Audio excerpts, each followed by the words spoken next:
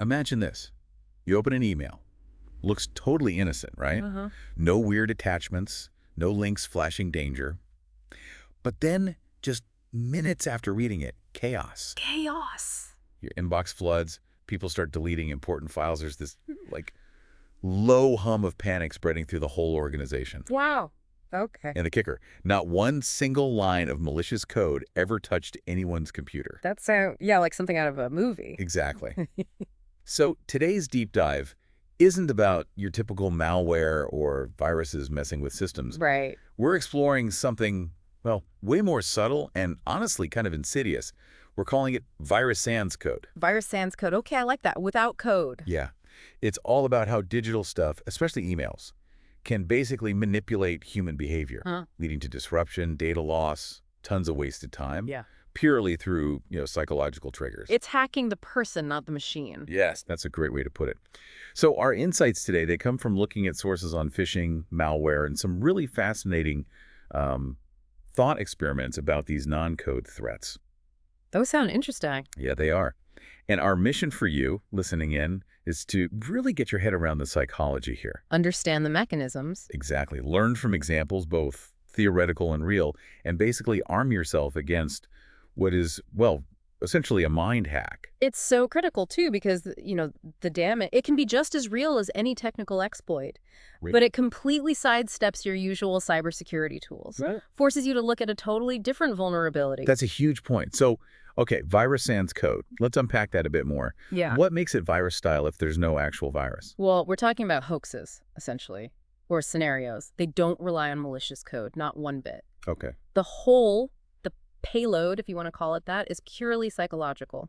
It works by manipulating behavior through suggestion, maybe fear, sometimes even appeals to like prestige or authority. And the results are similar to a real virus. Strikingly similar, yeah. You can get data loss, hours wasted, full-on panic, all without any software compromise. Wow. It just highlights that the human element is, well, maybe the most critical vulnerability we have. So it's not about code, it's about compliance, almost. Getting people to do something harmful. That's a perfect way to phrase it. It's all about engineering compliance. How does that change how we normally think about cybersecurity then? What's going on under the hood with these mind hacks? Are there common tricks? Oh, definitely. These things are basically master classes in standard persuasion tactics. It's fascinating how consistently they use a set of, powerful psychological triggers. Like what are we looking for? Okay, so number 1, urgency.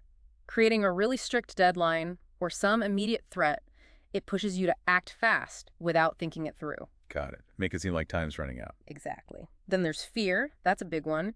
Threatening permanent loss, lose your data, your account gets compromised, maybe you violated some policy. Yeah. Fear is a strong motivator. Hugely. They also lean heavily on authority impersonation. Pretending to be someone official. Right. Like your IT admin or HR or maybe a big name organization like Microsoft or, FedEx, someone you'd normally trust. Okay, that makes sense. What else? Scarcity. Similar to urgency, but more about implying a limited time offer or a limited opportunity. Forces a quick decision. Right. We also see social diffusion or social proof. That's encouraging you to forward the message or making it seem like everyone else is doing this thing. The digital peer pressure we talked about. If 10 colleagues got this. Precisely. It's easy to fall for that. And of course, curiosity. Ooh, the tempting subject line. Exactly. Something intriguing and maybe a bit dangerous sounding that just makes you have to click or investigate. Yeah, I can see that working. Sometimes they even use guilt, implying you've done something wrong, like breaking a company rule to make you more compliant with their instructions. Oh, that's sneaky. And often, tying it all together, they throw in a bunch of technical jargon. To sound legitimate. Yeah, complex, hard to verify tech terms. It's really just to intimidate and confuse you, make you think, wow, this sounds serious. I better do what it says. That is quite a toolkit for manipulation. And this is where those thought experiment scenarios you mentioned come in. Right. Where it gets really interesting. Absolutely. They show these mechanisms in action. Okay, take the countdown arbitrage panic. Right. Imagine getting an email. Subject: system loop code detected. It says if you get another message, a system halt warning, within 24 hours, Uh-oh. your email client will permanently lock up and delete all your unread messages, unless Unless what? unless you forward that warning email to at least 10 colleagues by 2 p.m. today. Wow. So it's not the email itself spreading like a virus, it's the panic making people spread it. You got it. It's a chain reaction fueled by human behavior. The mechanisms are textbook. Scarcity, that 2 p.m. deadline, social diffusion, gotta forward it, and just pure fear, losing all your messages. And the effect? People forward it like crazy. Inboxes get jammed. It acts just like a self-propagating worm, but the engine is panic, not code. That's incredible. Okay, what about the phantom admin account hijack? That sounds dramatic. It is. The subject line grabs you immediately. Urgent. Your account marked for compromise. Yikes. The email claims some dormant system bots are about to randomly grant admin rights to users who shouldn't have them, and system logs could be wiped in just 6 hours. Okay, sounds bad. What's the fix? Well, the fake fix is search for emails with admingrant.txt, manually delete your last 60 messages, clear your browser cache, and restart your computer. Now. Wait, delete messages. Manually. Yep. It's classic authority impersonation mixed with scary tech jargon and these forced destructive rituals. So what happens? People actually do it. People panic, they delete their own data, reboot their machines, all based on urgent, entirely false instructions. They're actively causing damage themselves, completely bypassing any tech security. Unbelievable. Okay, one more. You mentioned a token expiration hoax? Right. This one looks like an organization-wide announcement. Seems legit already. It says, all current digital access tokens for employee accounts expire at midnight because of a security patch. Standard stuff. Sounds plausible. You must delete the last 50 messages flagged with the subject line, token update, and reboot by 10 p.m. or lose access permanently. Another deletion instruction. Exactly. This leverages that feeling of legitimacy tokens, security patches, things people hear about, combines it with urgency and very precise, actionable instructions. And the outcome? Predictable chaos. Teams panic, they delete potentially important messages, workflows get totally disrupted. Again, zero actual system compromise. It's all behavioral impact. These thought experiments really paint a picture of the potential damage. But, I mean, how much does this stuff actually happen? Has this kind of thing played out in the real world? Oh, absolutely. That's a key point. This isn't just theory. We've seen psychological manipulation like this for decades. Really? Decades. Yeah. Remember the jdbgmgr.exe hoax? That was way back around 2002. Vaguely. What was that again? Emails went around, totally false, warning people that a file called jdbgmgr.exe, which was actually a legitimate Windows system file, was a dangerous virus. Wait, a legit file?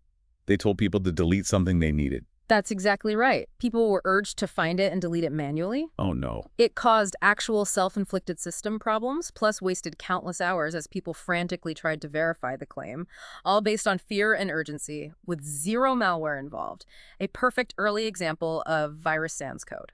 Wow. Okay, so that's historical. How does this connect to today's threats, like phishing? Well, if you look at modern phishing emails, many of the really successful ones use these exact same psychological triggers. They don't just cause panic anymore. They often lead to actual credential theft or getting malware onto systems because people are manipulated into clicking bad links or giving up info. So the virus sans code idea can actually be the first step in a more traditional attack sometimes. Absolutely. It's the psychological softening up. Think about some common high success rate phishing emails. Okay, the Microsoft Teams missed message scam. Super common. Right, I've seen those. It exploits authority. It looks like it's from Microsoft or your company and trust. People click the link thinking it's a real notification and boom, potentially compromised credentials. Makes sense. Or the Slack password reset emails. Yeah. Classic urgency and fear. Reset your password NW or be locked out. People react quickly, click the link, enter their old password. Game over. Yeah, that pressure works. Then there's the FedEx shipment notification. That plays on curiosity, what package is coming, and trust in a known brand. Click the link to track it, and you might get malware instead. Okay. And one that's particularly effective, the HR policy violation notice. Oof, yeah. Nobody wants that email. Exactly. It triggers fear and guilt immediately. People rush to see what they supposedly did wrong, click the link, maybe enter credentials to view the policy document. It's a psychological double whammy. So, okay, people delete files, click bad links. Beyond that immediate action, what's the bigger ripple effect? What are the hidden costs here? That's a really important question. The real-world impact goes way beyond just that initial click or deletion. Think about it organization-wide. Right. Say you have 500 employees. If one of these virus sans code attacks gets just 10% of them, 50 people, to spend even an hour checking their system, verifying the false claim with IT. That's 50 person-hours just gone. Exactly. Instantly. And that doesn't even touch the potential domino effect on project deadlines, customer service getting delayed, or just the general erosion of trust and focus. Yeah, the disruption factor. Huge disruption. People spend hours checking system health, verifying claims that are totally bogus. Some, as we saw, manually delete important files, causing self-inflicted damage that IT then has to scramble to fix if they even can. Right. The panic and confusion alone disrupt workflows significantly. It drains defensive resources. IT security folks are busy chasing ghosts instead of real threats. And it can still lead to actual breaches. For sure. While the initial vector is psychological, if they trick someone into clicking that link or installing something disguised as a fix, then you've got a technical incident on your hands too. It's like a silent drain, you know? Oh, yeah. It rarely makes headlines like a big ransomware attack, but it can be incredibly costly. That really puts it in perspective when you quantify it like that. It's just, Yeah. wow, these attacks are clever because they bypass the tech and go straight for our brains. So how can you, the listener, actually protect yourself? Yeah, what can you do? Well, critical thinking is just absolutely essential, especially now with so much information constantly flying at us. So number one defense is? Number one is education.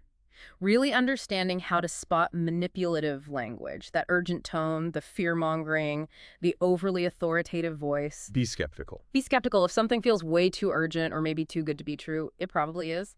Train yourself to recognize those pressure tactics. Okay, education first. What else? Second, verification protocols. Build habits. Like if an email asks you to do something drastic, delete files, change settings, provide info, don't just trust the email. What shouldn't you do instead? Call IT directly. Use a known official phone number, not one from the suspicious email itself. Verify the instruction independently before you act. Good habit. Call, don't click. Exactly. Third, within organizations, having clear policies is vital. Explicitly forbid things like manual file dilution or system changes based solely on an email, especially without expert guidance. Takes the guesswork out for employees. Right. It removes that vector for self-inflicted damage and gives people a clear rule. I don't do this unless IT tells me directly through official channels. Makes sense. Is there any tech help for this very human problem? Well, yes and no. I mean, technological assistants like good email security filters can definitely help. They can flag some suspicious stuff. They can flag keywords, maybe known bad senders, things like that. But, and this is crucial, they are never a complete solution. Why not? Because human ingenuity in crafting these psychological traps often outpaces the filters. And ultimately, the filters can't stop you from being persuaded by a cleverly worded message that slips through. So the tech helps, but it's not foolproof. Not at all. At the end of the day, the ultimate firewall, the final line of defense, it's always you. Your awareness, your skepticism. Wow, what a deep dive this has been. It's just so clear that, we focus so much on firewalls and antivirus. The technical stuff. Yeah. But often, the human element is the most critical vulnerability. These virus sans code attacks really hammer that home. Just manipulating our emotions, our biases, can be as damaging as any malware. It's a really powerful reminder, isn't it, that not all threats are lines of code. Some just exploit, well, our basic human nature. So here's a final thought for you to chew on. The next time you open an email, sure, look for the suspicious link or attachment.